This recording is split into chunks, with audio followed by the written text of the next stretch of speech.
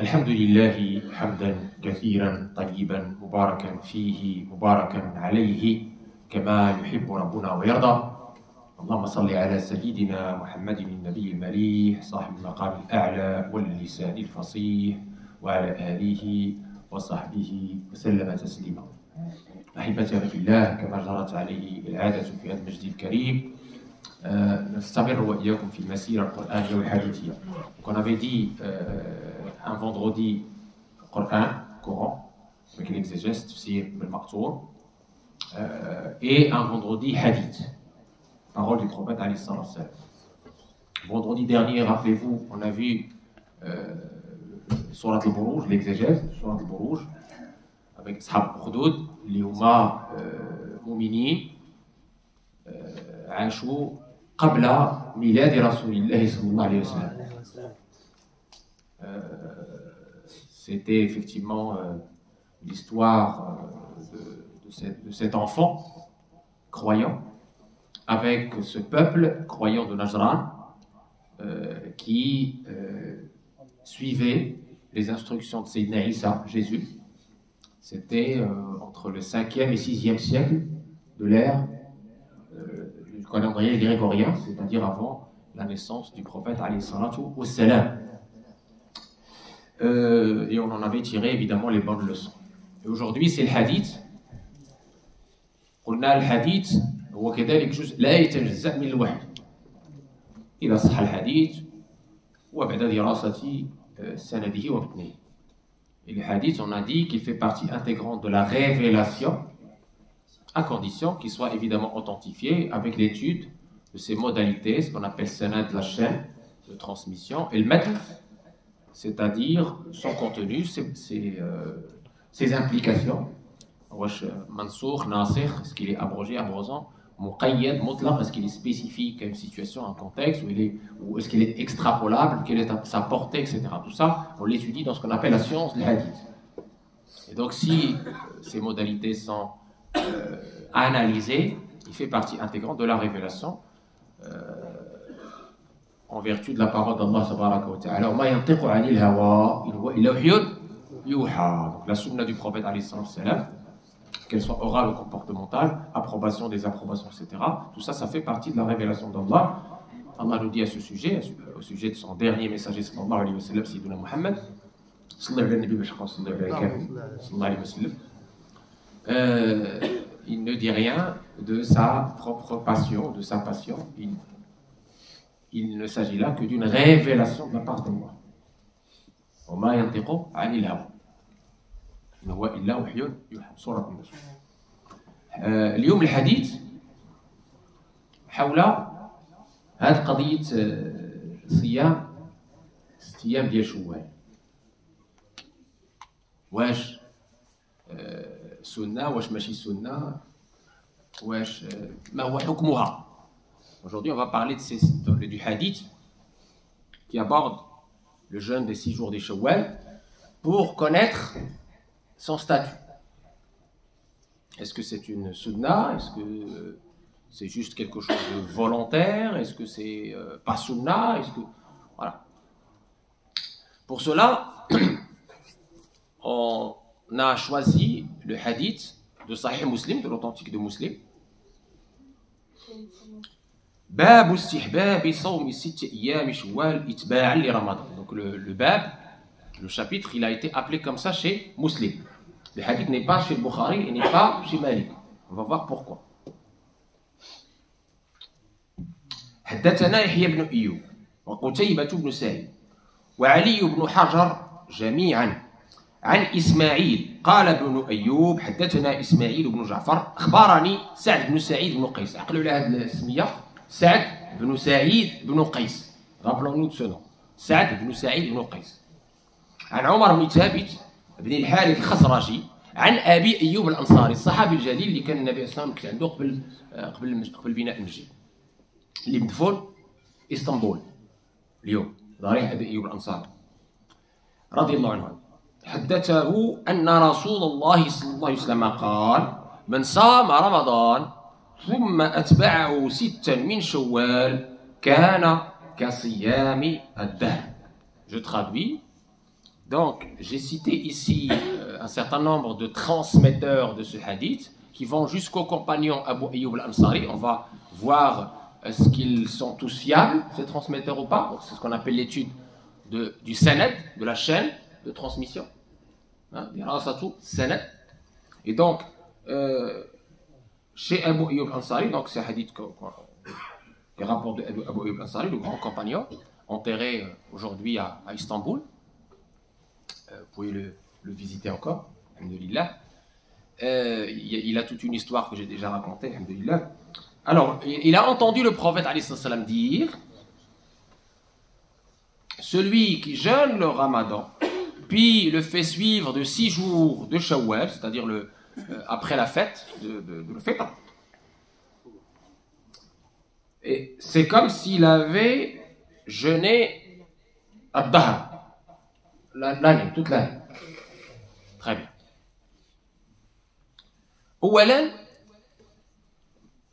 دراسة السند, l'étude de la chaîne de transmission de ce hadith qui est pourtant dans Muslim. Bien. هل اتفق على صحته أم لم يتفق على صحته? Première question. Est-ce que tous les muhaddithines, les spécialistes du hadith, sont d'accord pour dire qu'il est authentique, ou est-ce qu'il y a des muhaddithines qui disent qu'il n'est pas authentique? Alors, pour cela, ils se sont focalisés sur un des transmetteurs qui s'appelle Sa'd ibn Sa'id ibn Qais. Je vous ai dit de se rappeler de ce personnage. وهو راوي الحديث عن صيام الست من شوال. سعد بن سعيد أخو يحيى بن سعيد الأنصاري ضعيف الحديث. وعبد ربه بن سعيد وأخو يحيى بن سعيد جميعا ثقتان انتهى من العلل ومعرفة الرجال. Donc en résumé, dans l'étude du sanad, de la chaîne de transmission, ils disent donc, les muhaddithis, les spécialistes, ils disent attention, Sa'd ibn Sa'id ibn Qais, c'est le frère de Yahya ibn Sa'id, le Médinois. Da'if al-hadith, c'est-à-dire son hadith, ce qu'il transmet n'est pas digne de confiance. Da'if, faible. Da'if al-hadith. Il y a plusieurs catégories de transmetteurs. Il y a Tiqa, le digne de confiance. Il y a celui qui a des problèmes de mémoire. Il y a celui qui n'est pas précis. Il y a Et donc, selon cette classification qui peut être différente d'un savant à un autre, Bukhari peut considérer un tel comme da'if, le hadith, comme faible dans sa transmission, comme pas très précis dans sa transmission, comme pas digne de confiance. Muslim peut considérer l'inverse. Au contraire, pour lui, cette personne, ce personnage est digne de confiance. D'accord? Donc c'est pas immuable. Et certaines personnes, certains transmetteurs font l'unanimité. Sa'd ibn Sa'id n'en fait pas partie.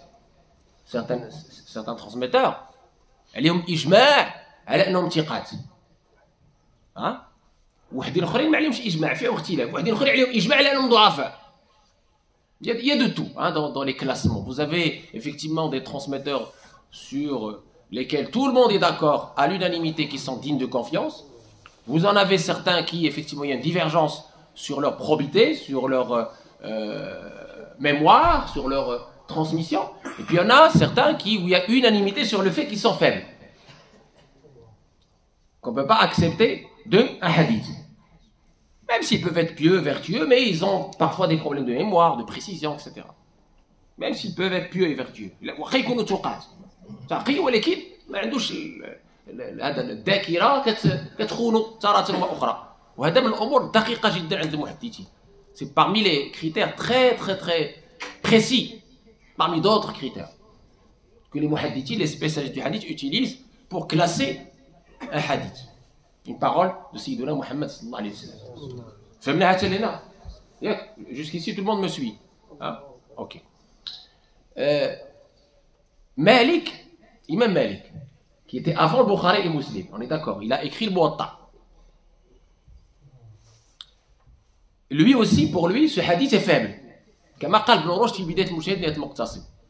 Il dit ce hadith que vous venez d'entendre, je l'ai appris, mais je ne l'ai pas mis dans mon Muwatta. On lui dit pourquoi? Il dit parce que pour moi ce hadith est faible et on va voir qu'il a d'autres raisons aussi. Il n'y a pas que cette raison. Sa'd ibn Sa'id. Donc le Bukhari non plus n'a pas mis ce hadith dans son Jami' as-Sahih. Il a suivi dans cela la position de Malik ibn Anas, qui n'a pas ce hadith dans son Muwatta. Jusqu'ici, tout le monde me suit. Donc il est dans Muslim, il n'est pas dans Bukhari. Il est dans Muslim, il n'est pas dans Muwatta Malik. Malik a reçu ce hadith, mais il ne l'a pas pris, il ne l'a pas utilisé, il ne l'a pas mis dans son Muwatta. Sans parler de la question de tawatur. Je vous ai déjà parlé des classements du sahih, de l'authentique. On a l'ahad et on a tawatur, mutawatir.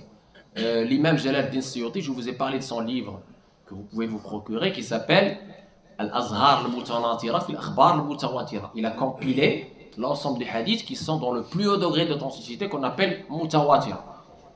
Aucun doute sur leur authenticité. Il y a ijma', unanimité sur leur authenticité. Le Coran mutawatir. Il n'y a pas de shak ou raïb. Voilà. Ces hadiths, c'est aussi mutawatir. Très bien. Donc déjà, dans l'étude de ce qu'on appelle sanad, en conclusion, le hadith sur les 6 jours de Shawwal, pourtant rapporté dans l'authentique de Muslim, n'est pas reconnu unanimement authentique. La ijma'a ala sihhati. Donc ça, c'est le premier point très important pour ce qui est des 6 jours de Shawwal. Si tu me dis oui, il y a un hadith, ok, mais ce hadith, hein, il y a une divergence sur son authenticité. Entre qui? Entre les spécialistes. C'est pas entre toi et moi. C'est pas entre les gens de la passion. C'est pas dans les forums de Cheikh Google. Non. Entre les spécialistes. Ça, c'est la science. C'est pas la passion. Ça, c'est un premier point très important que je souligne.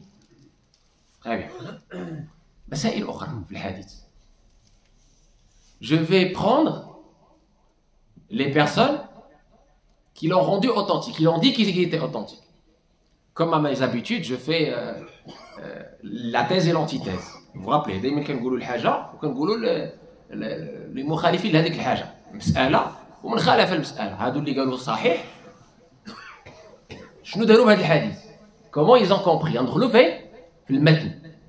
On a parlé du sanad, la chaîne de transmission. Maintenant, on va parler du matn, c'est-à-dire le contenu. L'implication de ce hadith, si on suppose qu'il est authentique, selon ceux qui ont dit qu'il était authentique. Sanad, le matn. Sanad, c'est l'étude de la chaîne de transmission. On vient de vous donner un petit résumé, on n'a pas le temps de tout détailler. Et puis le matn, le contenu, l'implication, qu'est-ce qu'il implique comme hukm, comme statut juridique? Quelles sont ses implications, ce hadith?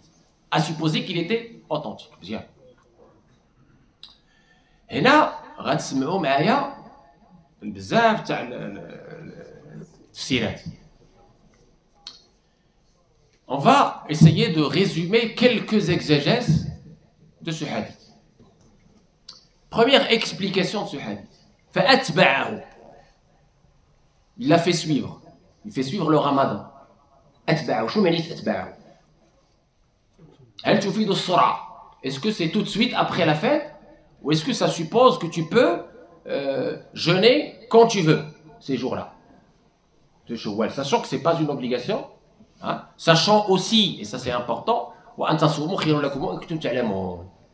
jeûner de façon volontaire est toujours une chose bénéfique, sauf pour ceux qui ont une maladie ou des choses comme ça. Jeûner, c'est toujours une chose bénéfique. On a déjà parlé des bénéfices, des mérites du jeûne.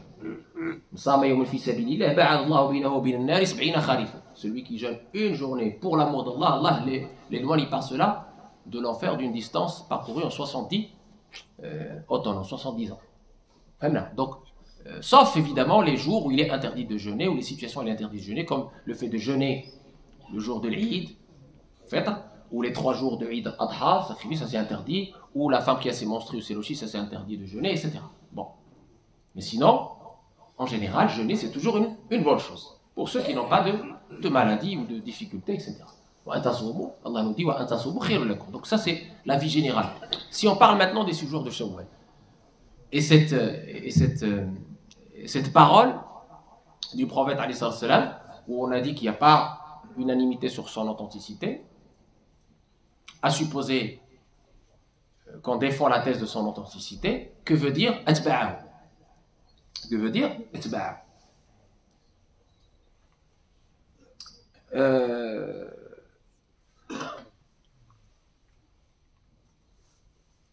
Atba'ahu le fait suivre. Est-ce que tout de suite après la fête, ou est-ce qu'on peut le jeûner à notre convenance? Alors les savants qui ont étudié profondément ce hadith et les autres hadiths qui parlent du jeûne en général et de ce jeûne en particulier, disent que ces mérites-là peuvent être octroyés même si tu ne le jeûnes pas tout de suite après la fête. C'est-à-dire que tu as cette largesse, cette possibilité de le jeûner indifféremment après la fête, 1 semaine après la fête, 2 semaines après la fête, de jeûner un jour par-ci, un jour par-là, il n'y a pas de souci. Pourquoi? Parce qu'ils ont considéré la question de comme s'ils avaient, les personnes qui ont jeûné ces 6 jours, comme s'ils avaient jeûné toute l'année. Pourquoi jeûner toute l'année? Pourquoi cette équivalence? Parce que jeûner le mois de Ramadan, tu as déjà, entre guillemets, 30 jours que tu as jeûné. Fois 10, ça fait 300. C'est le minimum. Allah est généreux, il te donne pour une bonne action fois 10. Donc ça fait 30 fois 10, ça fait combien? 300. 6 fois 10, ça fait combien? 60. Plus 300, ça fait combien? 360. Ça fait presque une année. On est d'accord ou pas? C'est comme si tu avais jeûné une année. Quel que soit l'ordre que tu as suivi dans ce jeûne. Ça, c'est ce qu'ils ont dit. Donc, tu as cette largesse de ne pas jeûner tout de suite après la fête. De jeûner après la fête, 1 semaine après la fête, même 2 semaines après la fête, un jour par-ci, un jour par-là, il n'y a pas de souci. Du moment que tu fais cet effort pour Allah, Allah est généreux. Il t'octroie le multiple de ce que tu as apporté. Très bien. Deuxième chose dans l'exégèse de ce hadith, très importante aussi.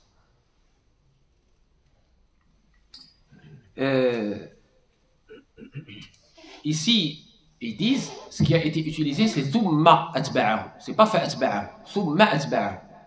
Thumma atba'ahu. Dans la riwaya de Muslim, thumma atba'ahu sittan min shawwal kana ka siyam ad-dahr. Thumma. Le thumma, c'est pas comme le fa. Le fa, quand elle est utilisée, tu fais de sur'a. Ça veut dire c'est tout de suite après. Mais le thumma, quand il est utilisé, c'est tu peux le faire après, plus tard. C'est pas tout de suite après la fête, c'est beaucoup plus tard, il n'y a pas de souci. Vous voyez la précision. Thumma, qui est dans la version de Muslim, c'est pas le fa. Fa atba'ahu. Thumma atba'ahu. Ça change tout. Vous comprenez ou pas? Dernière chose, dans l'exégèse de ceux qui ont dit que jeûner 6 jours de Shawwal est une bonne chose. Dans l'exégèse de ceux qui ont authentifié donc ce hadith que vous venez d'entendre. Ils ont dit, la personne qui a des jours à rattraper, c'est-à-dire la dette d'Allah, comme le dit le hadith, elle est prioritaire. On ne peut pas prioriser le surorogatoire, le volontaire, sur l'obligatoire. Quelques savants ont dit on peut faire cette double intention, de jeûner en Shawwal et de rattraper les jours de Ramadan. Donc il y a une largesse encore une fois sur cette partie. Là, صديق واسع. بعض العلماء تقدر النية انك تقضي الايام ديال رمضان اللي فاتك وراك في شوال يتحسب لك ان شاء الله الاجر ديال شوال، الاجر ديال هذه الايام هذه مزيان خير. هؤلاء قالوا باستحباب كما قال مسلم في الباب باب استحبابي. قالوا باستحباب la préférence. Ils n'ont pas parlé de sunna, ils ont parlé de istihbab, préférence. Pourquoi ils n'ont pas parlé de sunna? علاش ما كتكلموش على السنة؟ شنو هي السنة؟ Pourquoi ils n'ont pas dit une sunna? Pourquoi? شنو هي السنة؟ قولوا لنا تفاعلوا معنا.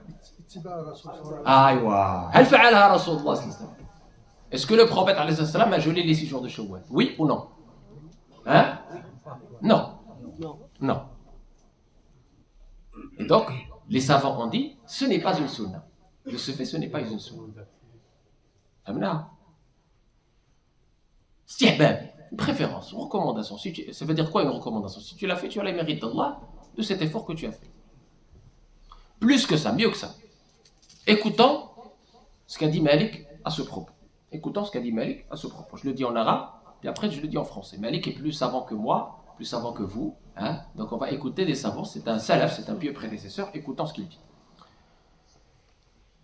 قال في صيام 6 أيام بعد الفطر من رمضان لم أرى أحدا من أهل الفقه والعلم يصومها.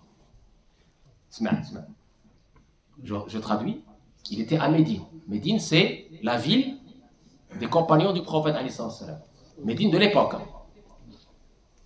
C'était la ville des tabi'in, c'est-à-dire des suivants qui ont hérité de la science et de la piété du prophète alayhi salam, de ses compagnons. Qu'est-ce qu'ils ont dit? Je n'ai pas vu les gens de la science et de la jurisprudence jeûner les 6 jours de Shawwal. L'imam Malik témoigne. وَلَمْ يَبْلُغْنِي ذَلِكَ عَنْ أَحَدٍ مِنْ السَّلَفِ. Et on ne m'a pas transmis que les salafs, c'est-à-dire les gens qui l'ont précédé, jeûnaient ces 6 jours de Shawwal. Non seulement il n'a pas vu les gens de son époque, de sa ville, Médine, jeûner les 6 jours de Shawwal, mais en plus, les gens avant lui, les salafs, les pieux prédécesseurs avant lui, ne jeûnaient pas les 6 jours de Shawwal, après le Fajr, après la Fajr. Jusqu'ici, vous me suivez, hein? Alhamdoulilah. Il ajoute aussi وأن أهل العلم يكرهون ذلك ويخافون بدعته وأن يلحق الجاهل برمضان ما ليس منه ولم يصح عندي الحديث المذكور ولم يكن رسول الله صلى الله عليه وسلم يصوم ذلك ولم يكن عمل أهل المدينة. Je traduis encore.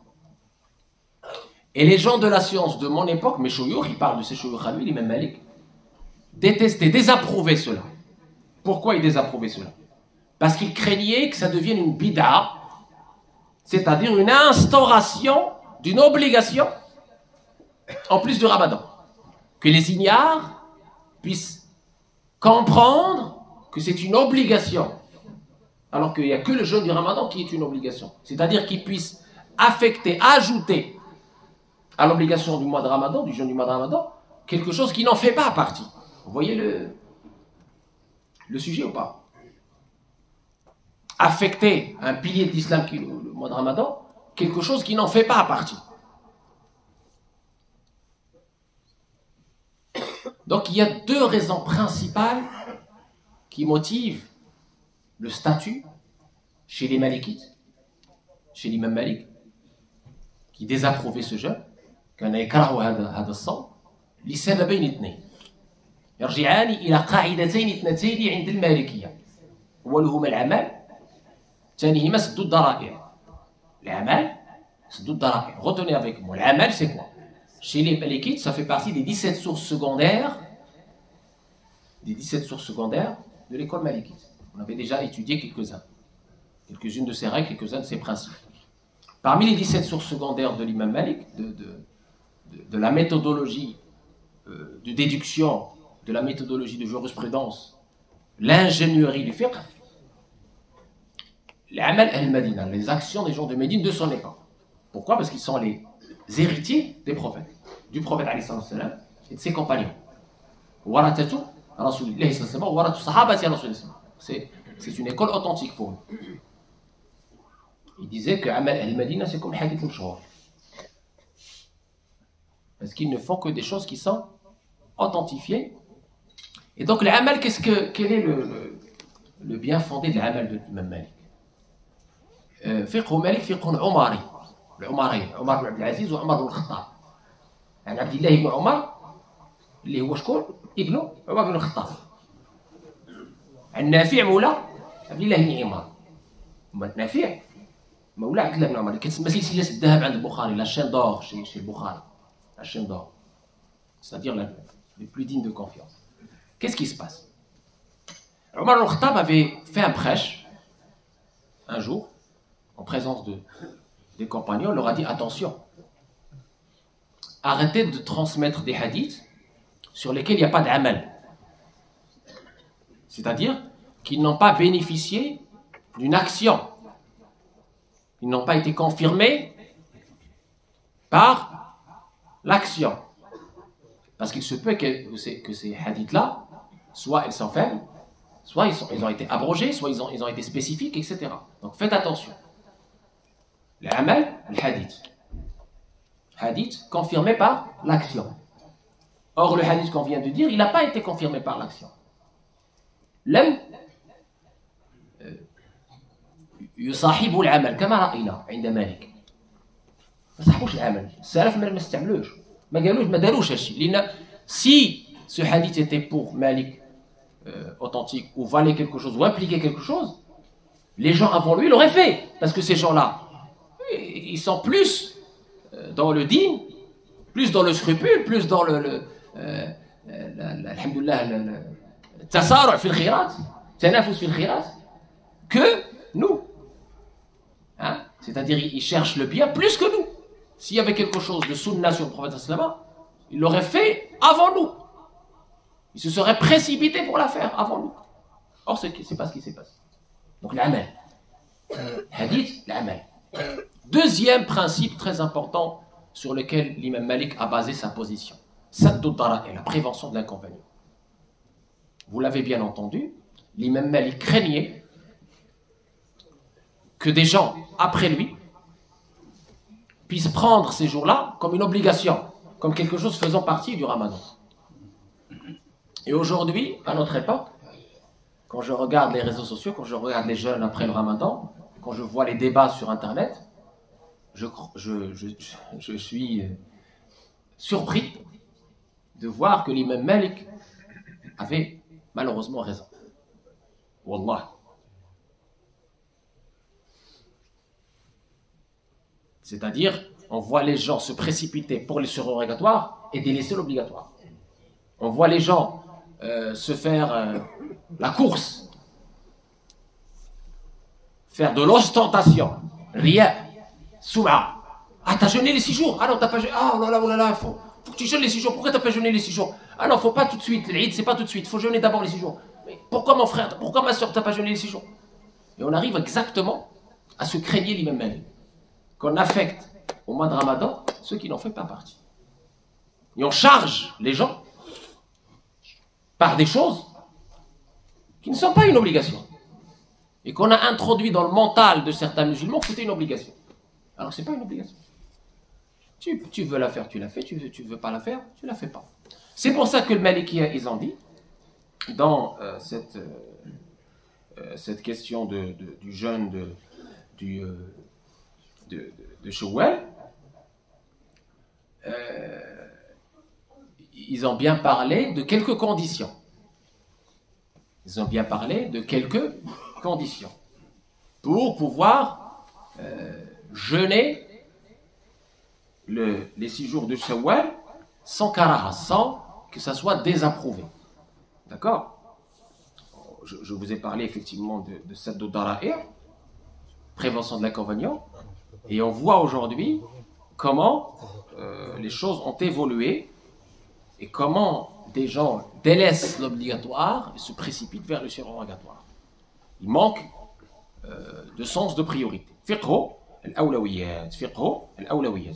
Donc écoutez ce que nous dit Malikiya dans cette question de jeûner les 6 jours de Shawwal.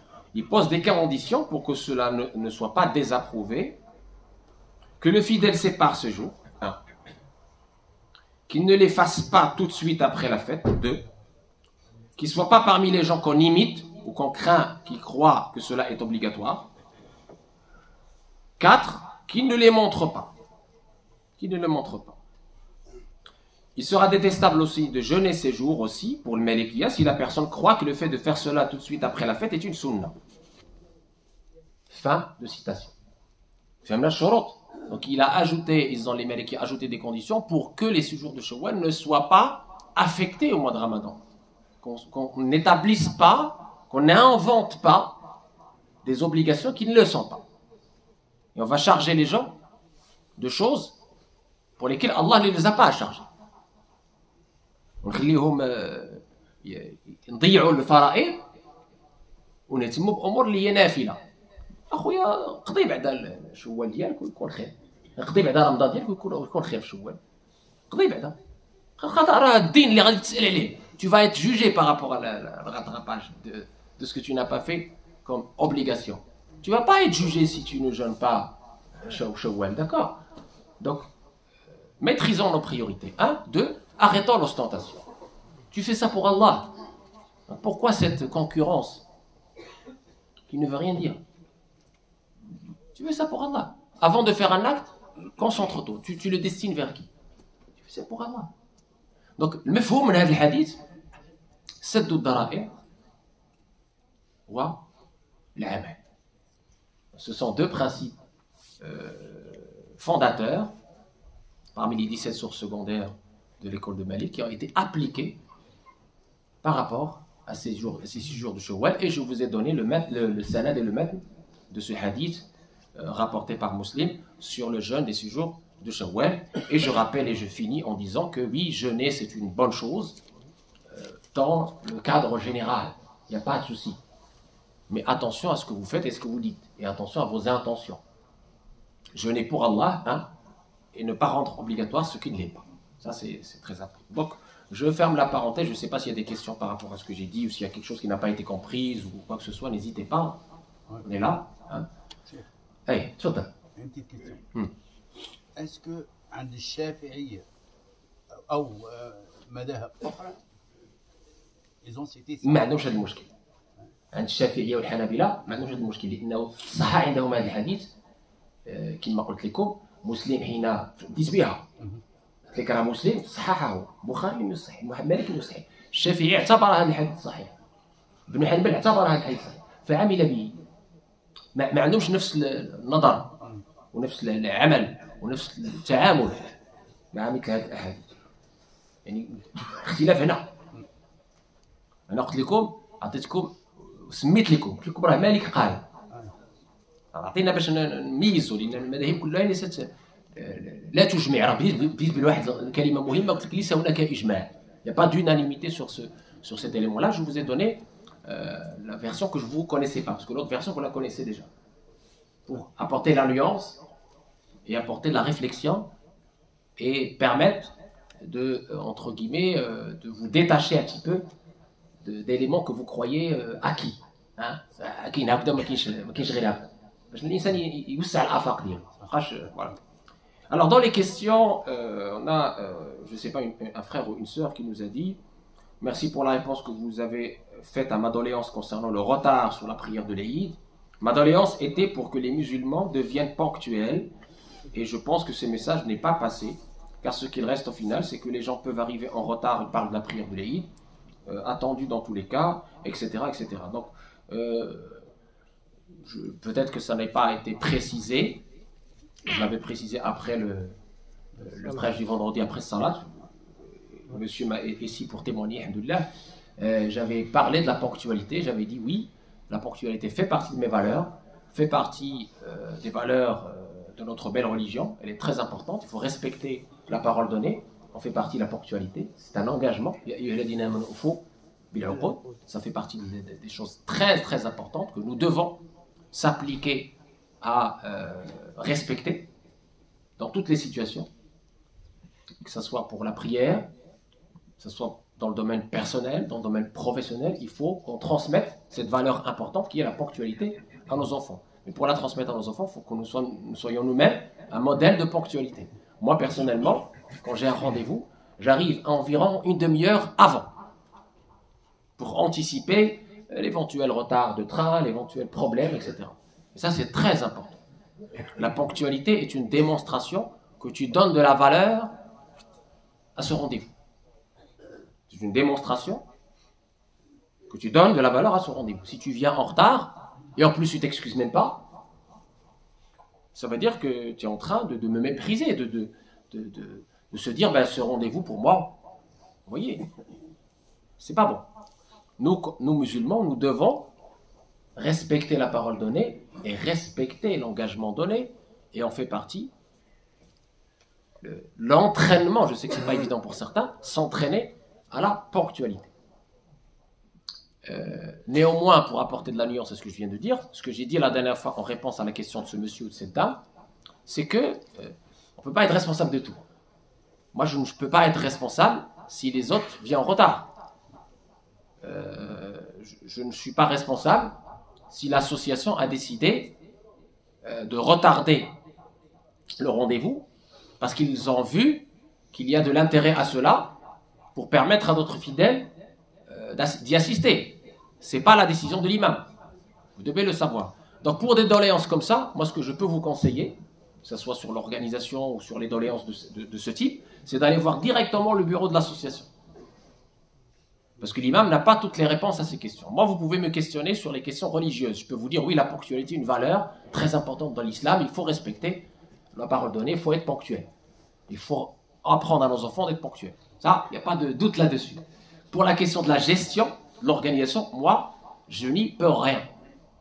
Je n'y peux rien. Je ne peux que encourager l'association, vous encourager à respecter ces valeurs, comme d'ailleurs je vous dis pour l'incivilité, des gens qui mettent leur voiture n'importe où. Je le répète à chaque fois, attention, il faut respecter nos voisins, c'est une obligation. Mais malheureusement, la dernière fois que je suis sorti, j'ai parlé avec des gens qui m'ont crié dessus. Presque insulté. Donc l'imam, voilà, l'imam il est dépourvu lui aussi. Hein. J'y peux rien. Des gens ne veulent pas s'éduquer, ne veulent pas suivre. Nous on est là pour passer le message, on n'est pas là pour imposer aux autres. Je passe le message. Tu es là que pour faire le rappel. Même le prophète alayhi salam, il a été envoyé pour faire le rappel. Donc je ne peux pas faire plus que le rappel. Celui qui veut suivre. Alhamdoulilah, c'est un bien pour lui. C'est tout. ما يقدرش نتحاسب عليه. لا تزر وازرة وزر أخرى. كل نفس بما كسبت رهينة. خلاص. D'accord. Et je réponds à une dernière question concernant ce Jumu'ah. Une personne nous dit oui هذا بالعربية قال لك زعما هذا الشيء ديال يعني كتكلموا على الدين وكذا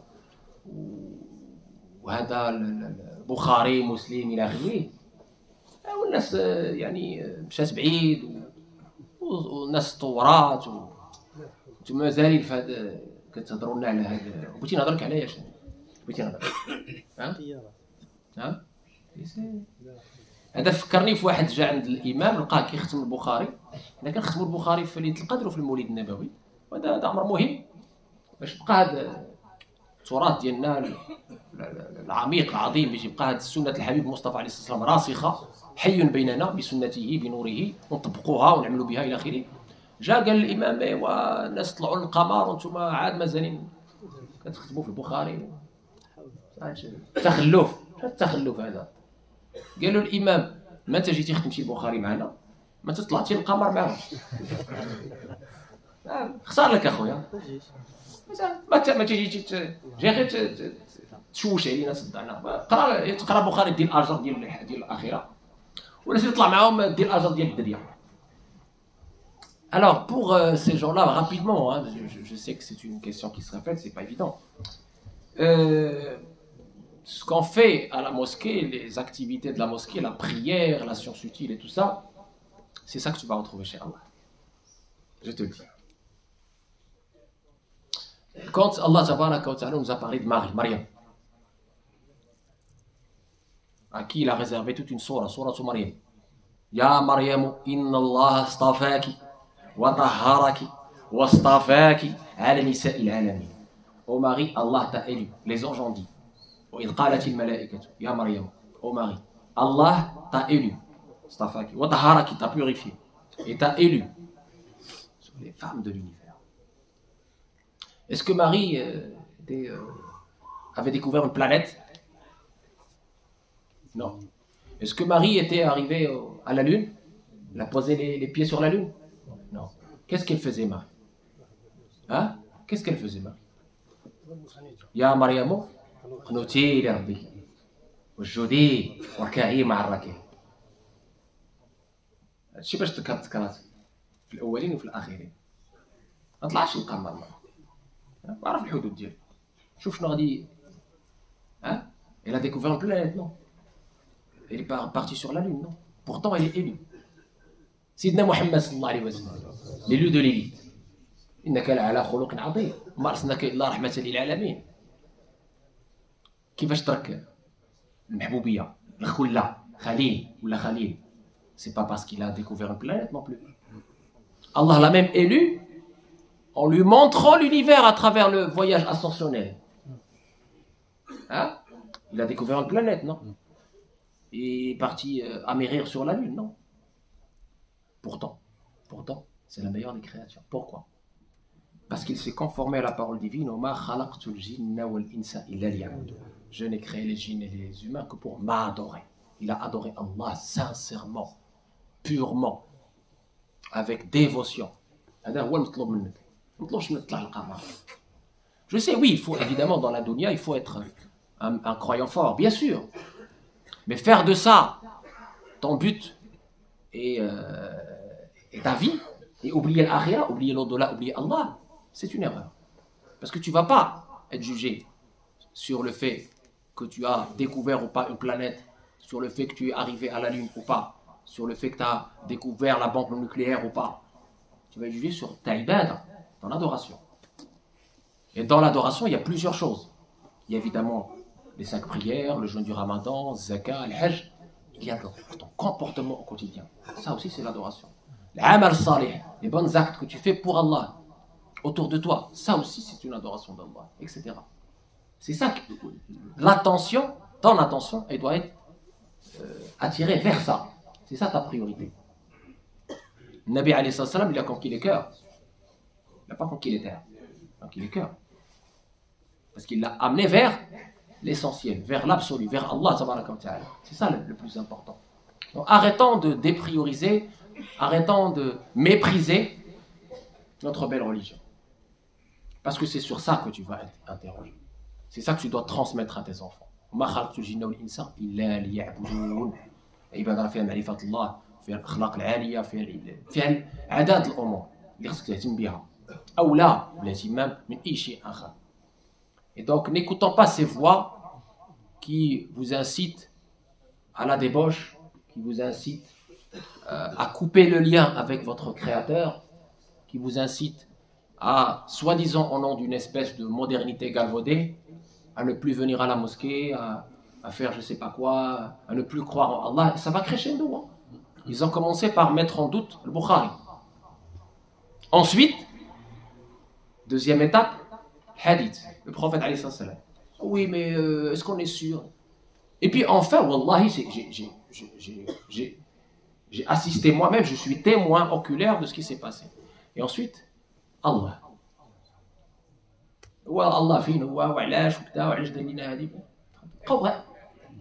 C'est pour ça qu'il faut faire attention.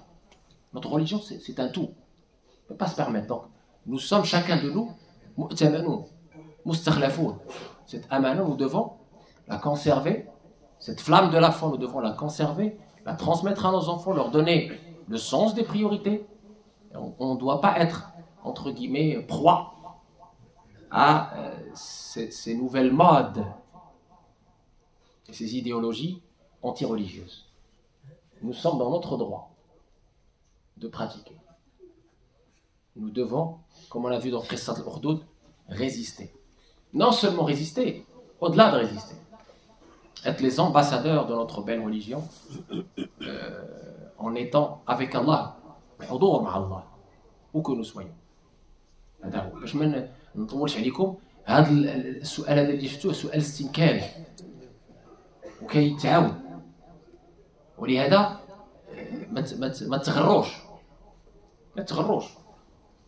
وما الحياة الدنيا إلا لعب ولهو وإن الدار الآخرة لهي الحيوان لو كانوا الإنسان الذكي l'homme intelligent il sait que ce qu'il attend c'est l'au-delà il sait que ce qui est éternel c'est l'au-delà c'est pas la vie d'ici-bas tu peux vivre quoi 100 ans 120 ans 170 ans 1000 ans. J'ai fait pas mal de monadarat, ce qu'on appelle les débats, avec les athées. Parce que l'athéisme aujourd'hui, il a pris de l'ampleur. C'est devenu une religion. Et dans ces discussions avec les athées, ce que j'ai remarqué, ça c'est très important à retenir, j'ai remarqué qu'il y a un point qui leur manque cruellement et qu'ils ne peuvent pas assurer. La méditation. Ils ne méditent jamais. Ils ne peuvent pas méditer. Vous savez pourquoi? Est-ce que vous savez pourquoi? J'ai mis au défi mon interlocuteur de s'asseoir et de méditer 5 minutes. 5 minutes. Personne ne l'a fait. Et un jour, quelqu'un l'a fait, je ne vais pas citer son nom. Il a paniqué.